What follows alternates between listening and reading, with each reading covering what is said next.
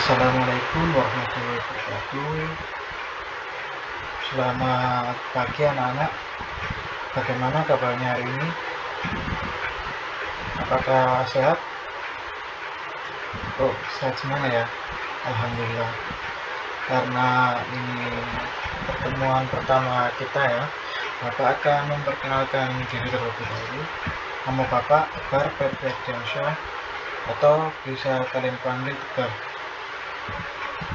Asal Bapak dari Gresik, dan jurusan Bapak dulu waktu kuliah pendidikan tata niaga. Baik, sebelum memulai pelajaran pada pagi hari ini, marilah kita berdoa menurut kepercayaan dan agama masing-masing. Berdoa bisa dipimpin oleh ketua kelas. Siapa ketua kelasnya? Oh ya, silakan dipimpin.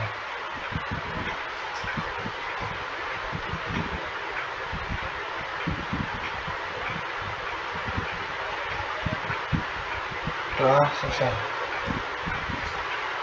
Baik, sebelum memulai pelajaran, Bapak lihat di bawah meja kalian terdapat sampah ya. Minta tolong bisa diambil terlebih dahulu agar tidak mengganggu jalannya pembelajaran pada pagi hari ini. Ya, silakan diambil.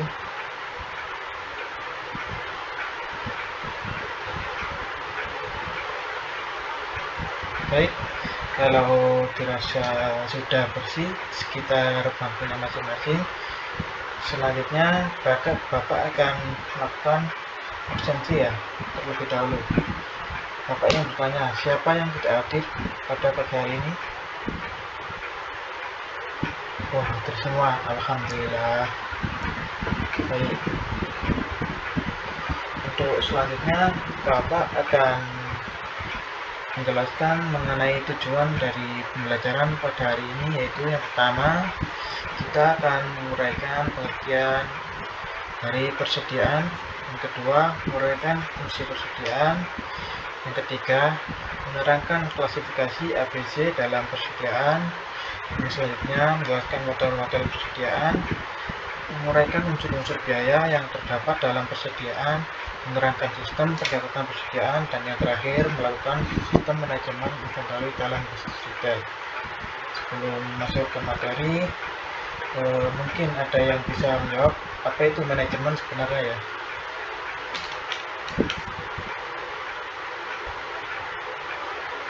Ya, betul yang dikatakan oleh Mas Diki tadi ya. Mungkin secara umum secara luas, pengertian manajemen sendiri adalah digunakan untuk menerapkan atau mengelola waktu agar setiap pekerjaan jadi terencana dan bisa dikerjakan dengan baik. Dan mungkin ada yang tahu apa itu inventory?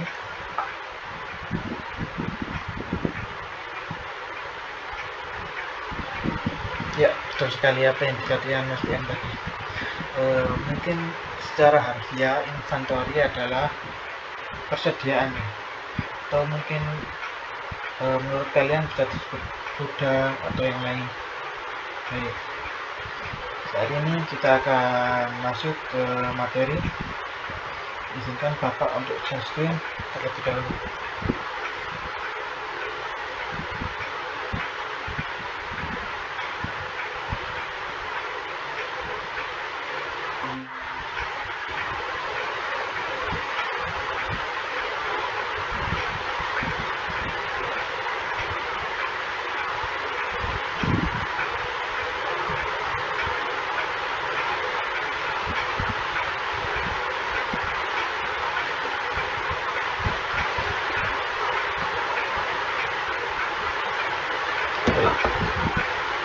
Manajemen inventory.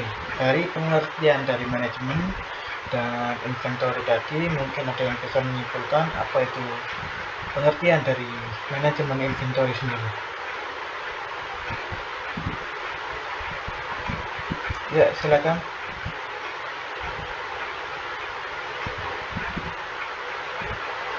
Ya, betul. Manajemen inventory sendiri adalah sebuah manajemen yang berfungsi untuk menjaga mengawasi dan mengontrol persediaan barang yang terdapat pada bisnis. Adapun aktivitas dari yang terdapat dalam manajemen inventory yaitu perolahan persediaan, penyimpanan, sampai penggunaan stok untuk tujuan tertentu. Nah, selanjutnya adalah kenapa sih manajemen inventory itu penting bagi perusahaan maupun bisnis. Mungkin ada yang salah satu sekian alasan.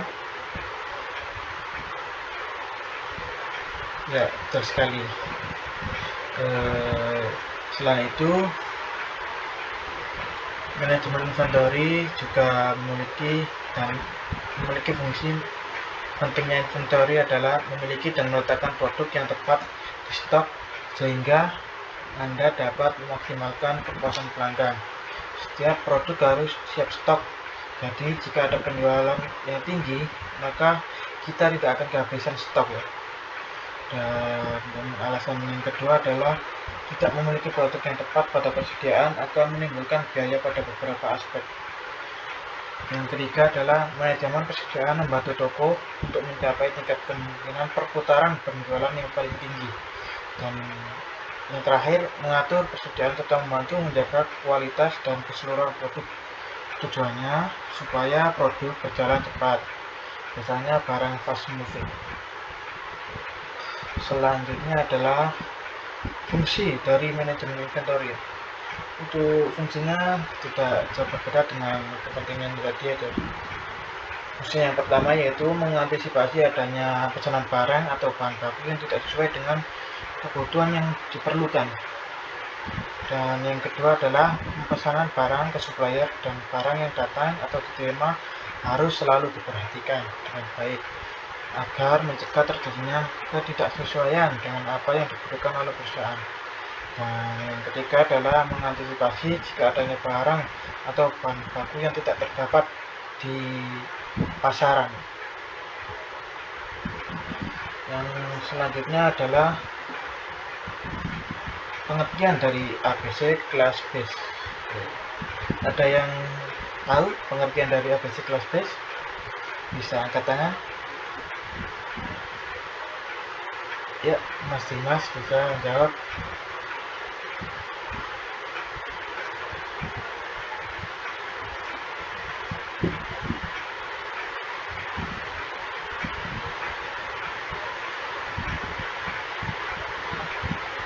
Ya, betul sekali. Pengertian ABC Class Base sendiri menurut Heiser, Rader, dan Mason tahun 2017 adalah metode untuk membagi persediaan dalam klasifikasi berdasarkan volume dolar tahunan. Kelas A adalah item yang volume dolarnya tahunannya tinggi. Dan untuk yang kelas B, barang-barang inventaris volume dolar tahunan menengah. Dan yang kecil adalah barang-barang volume dolar tahunan yang rendah.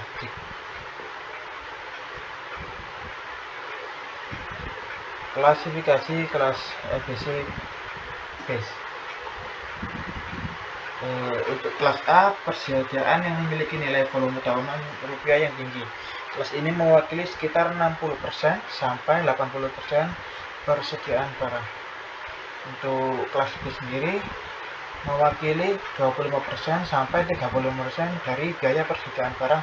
Dan kelas C yaitu barang yang nilai volume tahunan rupiahnya rendah, yaitu dengan nilai sekitar 5% sampai 15% biaya persediaan barang.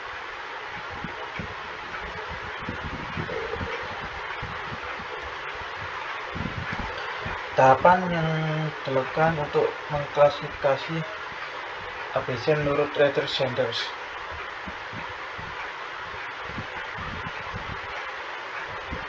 Untuk yang selanjutnya adalah metode manajemen inventory. Metode manajemen inventory dibagi menjadi banyak sekali ya. Yang pertama, Economic Order Quality atau ZEOQ. Economic Effect Quality itu sendiri adalah sebuah formula untuk mengetahui kuantitas pesanan yang ideal yang harus dibeli perusahaan untuk persediaan dengan menggunakan variabel seperti total biaya produksi, tingkat permintaan, dan faktor-faktor lainnya. Mungkin ada yang tahu tujuan dari metode EOQ tersebut?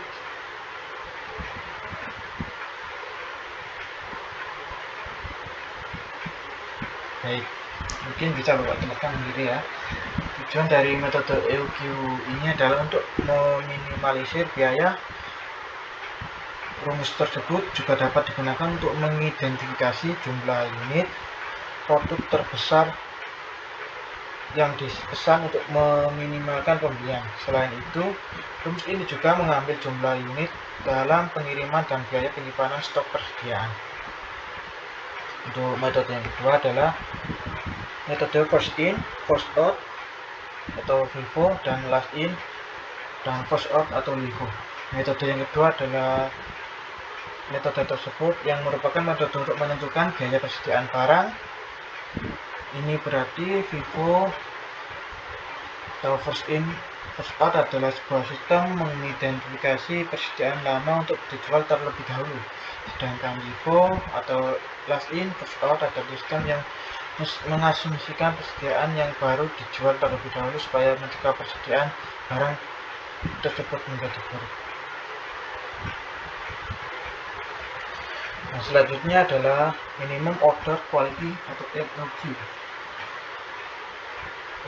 Dari sini pemasok minimum order atau MOQ adalah jumlah stok terkecil yang bisa dijual oleh pemasok. Apabila pengecer tidak dapat memilih MOQ, maka pemasok tidak akan bisa menjual barang tersebut. Bapak kasih contoh ya, misal stok barang dengan biaya produksi lebih mahal biasanya memiliki MOQ lebih tinggi dibandingkan dengan barang yang lebih murah. Barang tersebut cenderung mudah dibuat dan memiliki biaya produksi yang jauh lebih rendah. Dan untuk metode selanjutnya adalah safety stock inventory. Safety stock inventory sendiri adalah persediaan keamanan yang biasanya barang tersebut memiliki permintaan yang lebih dari yang diharapkan. Biasanya metode ini kerap digunakan untuk mencegah kehabisan stok yang disebabkan perkiraan stok yang salah atau perubahan permintaan yang tidak terduga-duga. Untuk yang selanjutnya adalah just in time atau JIT. Mungkin ada yang mengetahui JIT itu apa?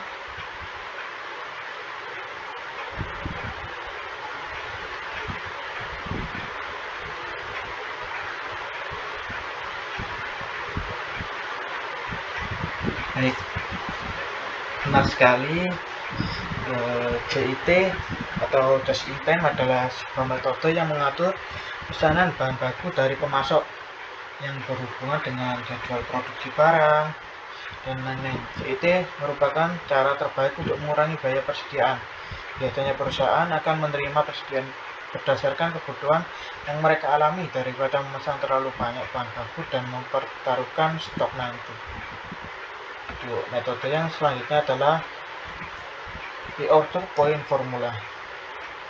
Reorder Point Formula sendiri adalah metode inventory management yang menggunakan dasar siklus pembelian dan penjualan yang bervariasi pada basis per produk. Reorder Point Formula ini biasanya lebih tinggi dari jumlah inventaris untuk memperhitungkan waktu tunggu. Yang selanjutnya adalah batch tracking.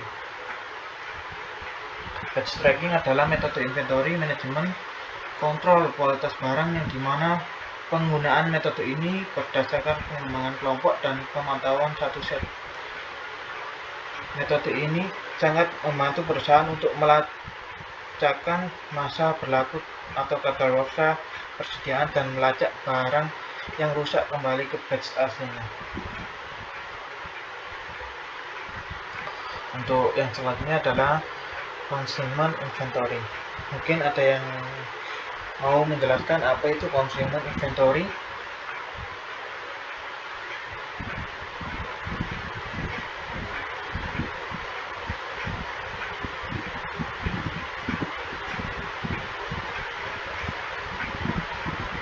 Baik. Untuk consumer inventory sendiri adalah kesepakatan bisnis saat pengirim atau vendor setuju untuk memberikan barang pada penerima tanpa penerima membayar persediaan tersebut di muka. Pengirim yang menawar inventaris yang masih memiliki persediaan barang dan penerima hanya akan membayar saat barang tersebut berhasil mereka jual. Yang selanjutnya adalah perpetual inventory management. Perpetual inventory management adalah metode yang hanya menghitung persediaan barang akan tiba.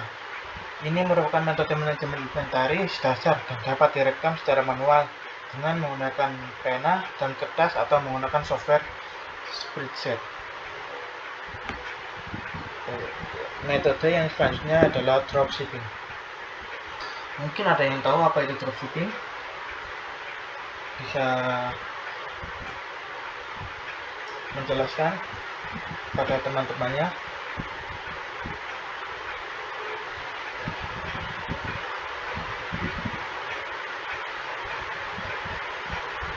Ya, dropshipping adalah metode manajemen inventaris umum. Metode ini mungkin sudah Anda kenal dengan sistem jual beli online saat ini ya. Yaitu toko Anda akan melakukan penawaran barang yang Anda jual, dan ketika mereka berhasil melakukan penjualan, alih-alih mengambil barang tersebut, mereka justru membeli barang tersebut dari pihak ketiga. Mereka akan mengirim barang tersebut kepada konsumen yang membeli barang tersebut. Penjual sendiri tidak pernah melihat dan menyentuh produk itu sendiri. Yang selanjutnya adalah lean manufacturing. Lean manufacturing adalah seperangkat praktik manajemen yang dapat diterapkan pada bisnis apapun itu. Tujuan dari lean adalah untuk meningkatkan efisiensi dengan menghilangkan atau meminimalisir pemborosan dan aktivitas tidak bernilai dari kegiatan bisnis sehari-hari. Untuk materi yang selanjutnya adalah demand forecasting. Pada dasarnya, metode ini adalah perkiraan barang dan jasa yang diharapkan perusahaan untuk mendapatkan pelanggan di masa depan. Demand forecasting atau ramalan permintaan adalah teknik manajemen yang sangat umum bagi para pengecer. Demand forecasting ini biasanya berdasarkan riwayat penjualan yang merumuskan perkiraan permintaan barang dari pelanggan yang mereka harapkan. Selanjutnya adalah cross-docking. Cross-docking sendiri adalah metode manajemen inventory yang apabila truk masuk menurunkan material atau bahan baku langsung ke truk keluar untuk menciptakan proses pengiriman CIT. Selanjutnya adalah bulk shipment. Kemudian bulk shipment sendiri adalah pengiriman massal. Ada metode pengiriman dengan harga yang sangat murah. Biasanya perusahaan sering menggunakan metode ini untuk mengirimkan banyak barang dalam sekali jalan untuk menghemat biaya perjalanan. Selanjutnya adalah metode Six Sigma.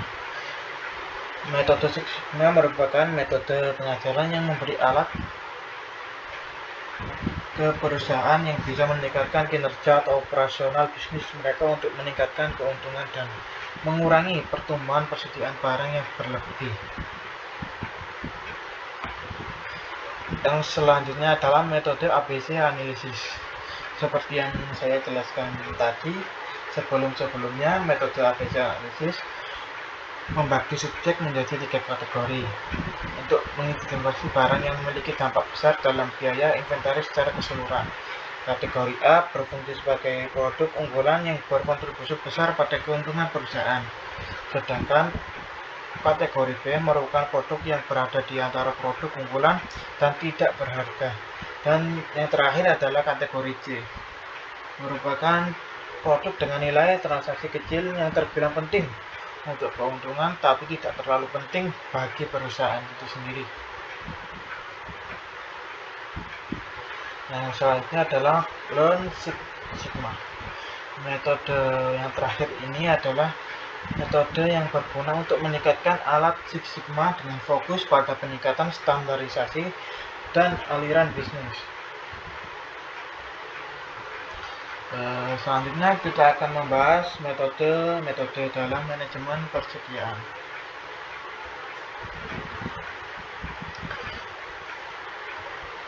Untuk metode pertama adalah model persediaan kuantitas atau pesanan ekonomis. Metode ini banyak digunakan sampai saat ini karena mudah dalam penggunaannya, meskipun dalam penerapannya harus memperhatikan asumsi yang dipakai.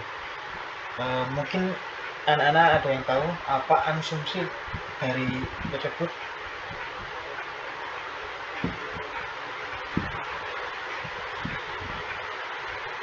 Ya, betul sekali yang apa yang dikatakan Mas Dimas ya. Yang dikatakan Mas Dimas tadi adalah barang yang dipesan dan disimpan hanya satu macam. Ya, setelah itu ada juga kebutuhan atau permintaan barang diketahui dengan konstan. Biaya pemesanan dan biaya penyimpanan diketahui dengan konstan. Barang yang dipesan diterima dalam satu kelompok. Harga barang tetap dan tidak tergantung dari jumlah yang dibeli, dan waktu tenggang atau lead time diketahui dengan konstan. Untuk model yang kedua adalah model persediaan dengan pesanan tertunda. Dalam banyak situasi, kekurangan persediaan yang direncanakan dapat disarankan. Hal ini banyak dilakukan pada perusahaan yang persediaannya bernilai tinggi, yang dapat mempengaruhi tingginya biaya penyimpanan. Seperti dealer mobil dan mesin industri yang jarang memiliki persediaan besar karena alasan tersebut. Nah, selanjutnya adalah metode persediaan dengan diskon kuantitas. Banyak penjual melakukan strategi penjualan dengan memberikan harga yang bervariasi sesuai dengan jumlah yang dibeli. Semakin besar volume pembelian, semakin rendah juga harga barang per unit. Strategi ini disebut penjualan dengan diskon kuantitas atau quality diskon. Untuk menentukan jumlah pesanan yang optimal, dapat digunakan model persediaan dengan diskon kuantitas. Biaya total persediaan dalam model ini merupakan jumlah dari biaya pemesanannya, biaya penyimpanan, dan biaya pembelian barang. Pada kasus ini, harga biaya barang bervariasi tergantung dari jumlah setiap pesanan, sehingga biaya pembelian barang pun bervariasi atau beragam. Untuk materi yang selanjutnya kita akan membahas mengenai biaya yang terdapat dalam persediaan pada usaha retail. Mungkin ada yang bisa menentukan salah satu biaya tersebut. Ya, Mas Fikri, betul sekali. Ya, biaya pemesanan. Yang pertama adalah biaya pemesanan, atau yang biasa kita sebut dengan order cost. Biaya pemesanan identik dengan biaya-biaya yang berhubungan dengan kegiatan pemesanan barang, mulai dari penempatan pemesanan atau order sehingga tersedianya barang tersebut.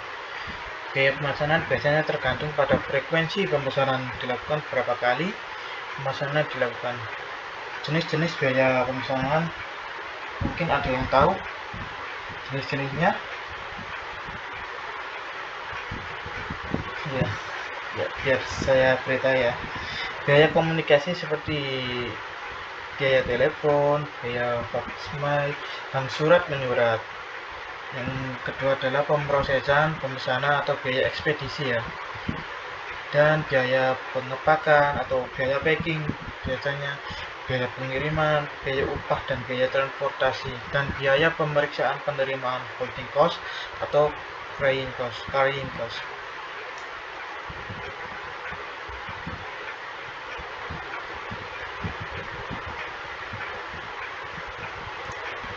Untuk yang selanjutnya adalah biaya penyimpanan atau holding atau carrying cost.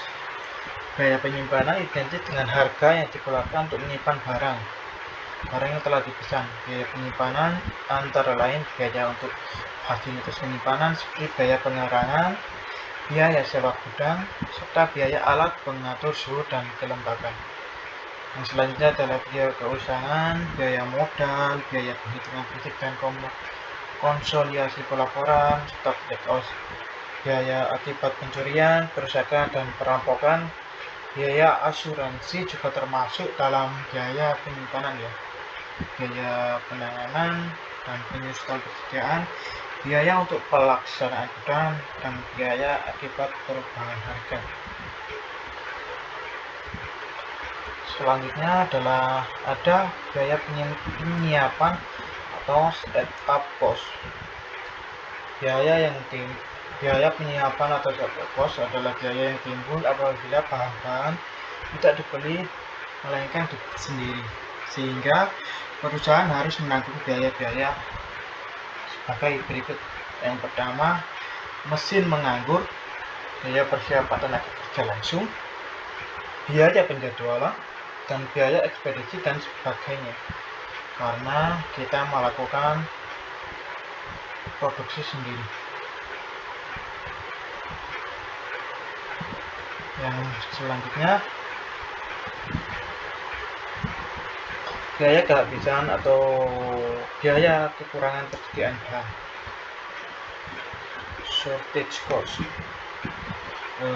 Biaya kehabisan tersebut adalah biaya yang timbul apabila perusahaan mengambil kekurangan atau kehabisan bahan, sehingga harus menanggung biaya-biaya tertentu. Jenis biaya ini paling sulit diperhitungkan karena beberapa biaya tidak mudah untuk diukur, seperti biaya selisih harga, biaya ekspedisi, kehilangan kesempatan penjualan, kehilangan konsumen atau pelanggan, terganggunya operasi, serta biaya tambahan pengeluaran manajerial yang lain. Meskipun telah diketahui 4 jenis persediaan seperti yang telah disebutkan di atas, tapi biasanya dalam praktek perusahaan hanya memperhitungkan 2 jenis biaya, yaitu biaya penyimpanan dan biaya pemesanan saja.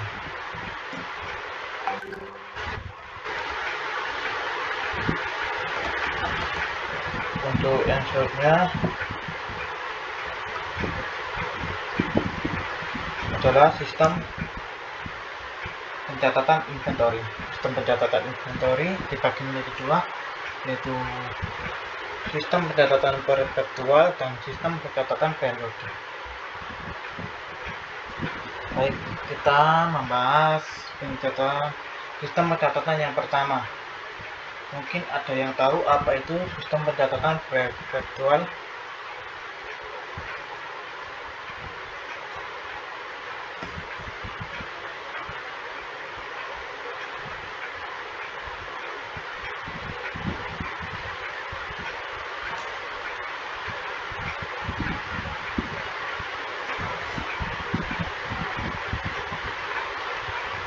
Baik, saya akan beritahu ya. Metode perpetual adalah metode pencatatan persediaan barang dagangan yang biasa kamu terapkan pada usaha kamu karena berhubungan dengan setiap transaksi yang terjadi. Sistem pencatatan persediaan perpetual artinya sama dengan metode buku, sebab semua persediaan akan dibuatkan rekening sendiri yang nantinya akan disucikan dengan sebagai buku sebagai pembantu persediaan. Jadi, jika terjadi perubahan pada persediaan, akan diikuti dengan catatan dalam rekening persediaan. Kamu bisa mengetahui jumlah persediaan melalui kolom saldo yang terdapat di dalam rekening persediaan tersebut, sehingga kamu tidak perlu melakukan stok opname, sebab sudah tahu stok barang sebenarnya di saat terjadinya transaksi. Mungkin ada yang tahu apa sih manfaat dari menggunakan metode pencatatan atau perpetual? Mungkin ada yang memiliki pendapat.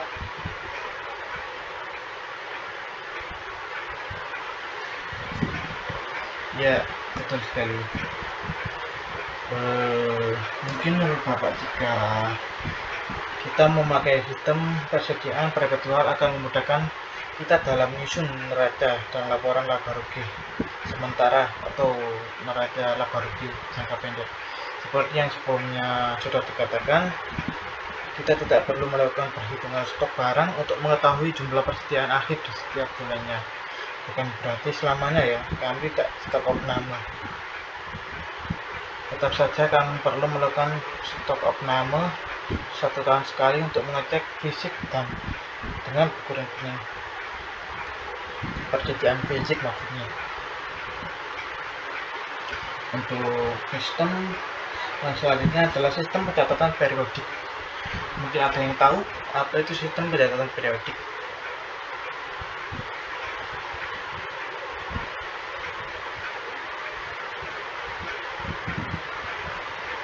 Ya, sistem pencatatan periodik sendiri berbeda dengan sistem perpetual, sebab pada sistem pencatatan periodik tersebut di mana persediaan barang tidak langsung dicatat jika terjadi transaksi, melainkan pencatatan akan dilaksanakan saat akhir periode dengan cara menghitung persediaan stok barang dihitung secara langsung sesuai fisik yang ada, dan perhitungan stok barang tersebut dapat kamu ketahui berapa sisa persediaan barang dan selanjutnya harga pokok penjualan akan dihitung. Biasanya yang menggunakan sistem pencatatan periodik adalah usaha makanan seperti minimarket dan supermarket. Manfaat dari metode pencatatan fisik ini sendiri adalah dengan kamu jadi lebih tahu persediaan barang secara akurat karena perhitungannya sesuai dengan barang fisik yang ada di gudang ya. Selain itu, kamu bisa menghemat waktu dan tenaga sebab pencatatannya sendiri dilakukan secara periodik sehingga tidak mengharuskan kamu menghitung stok barang yang terjadi saat terjadi transaksi. Jadi cukup dilakukan pada akhir periode saja.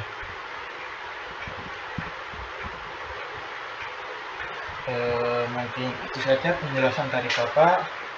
Mungkin ada yang ditanyakan mengenai penjelasan yang panjang tadi. Mungkin ada yang kurang jelas, bisa langsung ditanyakan.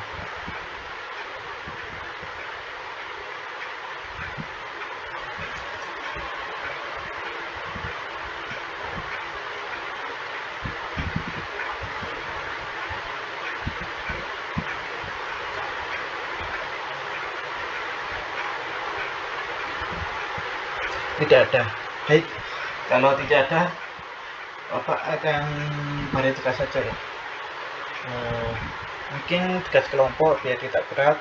Satu kelompok di situ orang, kelompok mungkin kalian tentukan sendiri sesuai dengan keinginan kalian ya.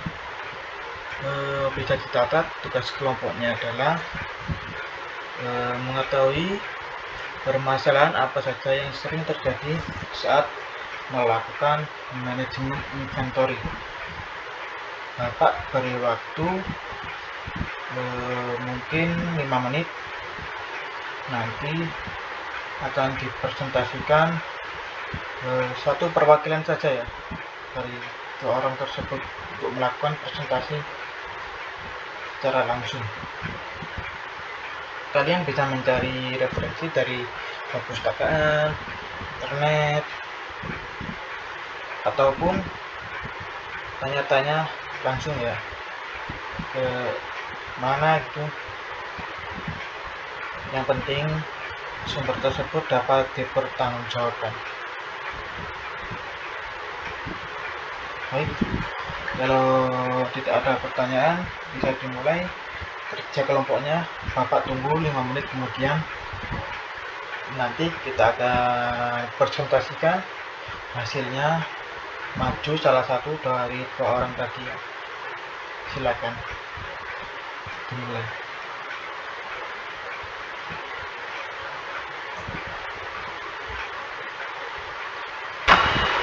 Assalamualaikum warahmatullahi wabarakatuh. Perkenalkan, nama saya Tegar Redvi Abdurreza.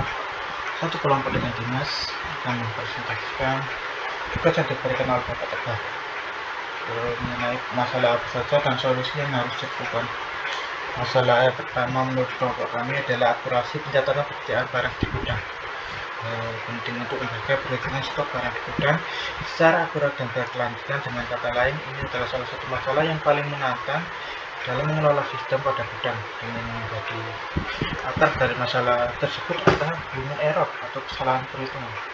Adapun beberapa teknologi dalam penggunaan gudang dalam mengatasi hal tersebut adalah melakukan pelatihan insentif setiap kerja pada gudang, terlepas dari apapun background pendidikan mereka, supaya lebih memiliki pengetahuan dalam pengelolaan gudang dengan baik dan benar. Selanjutnya adalah memberikan arahan serta informasi tentang bagaimana sistem berjalan pada gudang itu, sehingga kita dapat mengetahui apa saja yang mereka kerjakan dan apa saja dampak pada sistem gudang. Yang selanjutnya adalah menggunakan software inventory untuk mempermudah dan mengecil tingkat kesalahan oleh karyawan atau human error. Dan yang selanjutnya adalah mencari perbedaan stok barang pada pencatatan. Dalam banyak kasus perbedaan stok barang yang terjadi karena ada banyak barang yang tidak berada pada tempatnya. Dan yang terakhir adalah persingkat waktu perhitungan untuk meningkatkan real-time data stok barang. Masalah yang kedua adalah tata letak gudang yang efisien. Dan tata letak gudang yang standar harus disesuaikan dengan manajemen sistem yang kita terapkan pada gudang. Untuk produksi yang paling sering terjual harus mudah diakses untuk memfasilitasi pengambilan dan pengiriman yang tepat. Barang-barang itu harus tersimpan di depan sehingga forklift tidak harus melakukan pekerjaan yang cukup jauh, perjalanan yang cukup jauh ke arah barang tersebut untuk menjangkaunya. Yang selanjutnya adalah lokasi persediaan. Masalah lokasi persediaan inventaris sendiri umumnya akan berkembang seiring dengan waktu, karena produk baru akan menambah ke inventaris dan ketersediaan ruang mulai memperlakukan lebih banyak kegagalan untuk menyiapkan sistem lokasi inventaris yang efisien dapat memperlambat operasional pada tingkat yang akurat atau mengkhawatirkan, dan juga berdampak pada masalah pemasok dan pengiriman. Batasan dari hal tersebut bisa diatasi dengan menata ulang data letak dan memastikan akses mudah kepada barang yang paling populer atau fast moving, sehingga dapat menjaga perputaran barang dan mengalir secara efisien. Yang selanjutnya adalah mengoptimalkan proses packing pada inventory management. Terkadang beberapa permasalahan terjadi pada proses ini akibat kesalahan selama penerima atau pencatatan order. Software inventory management memang akan membantu dalam proses ini. Namun, dalam beberapa kegiatan yang terjadi kadang harus ada dukungan pencatatan manual. Salah satu cara untuk menghindari kesalahan dalam proses packing ini adalah meningkatkan fokus dan lebih cermat lagi. Cara ini berlaku untuk proses pencatatan untuk menjaga sistem tetap akurat dan tetap valid. Dan yang terakhir menurut kelompok saya adalah fokus quality control. Dalam banyak kasus, pekerja yang bertanggung jawab atas beberapa pekerjaan sekaligus, seperti halnya melakukan pengambilan barang, pengapakan, dan pengiriman barang, akan berisiko sangat besar dan terjadi kesalahan dan akan sangat sulit terdeteksi, khususnya apabila dia juga yang melakukan catatan dan pelaporan data ya. Adanya quality control adalah untuk memastikan sistem inventory management akan berjalan atau berfungsi sebagaimana mestinya. Mungkin itu saja informasi dari kelompok kami. Mungkin ada teman-teman yang ingin ditanyakan atau punya tambahan, bisa tanyakan. Terima kasih. Sekian saya. Wassalamualaikum warahmatullahi wabarakatuh.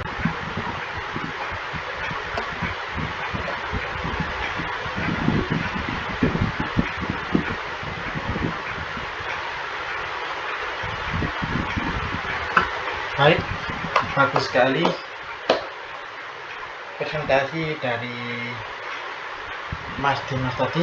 Kita beri tepuk tangan terlebih dahulu. Ya, mungkin dari presentasi Mas Dimas tadi ada yang ditanyakan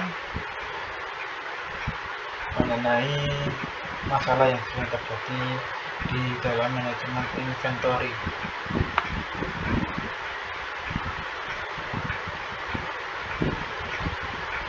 Kalau tidak ada pertanyaan, Bapak tutup kelas pada pagi hari ini. Semoga ilmu yang kita dapat hari ini bermanfaat baik bagi kita maupun bagi negara Sebelum menutup kelas pada pagi hari ini, marilah kita berdoa menurut kepercayaan dan agama masing-masing. Berdoa dimulai.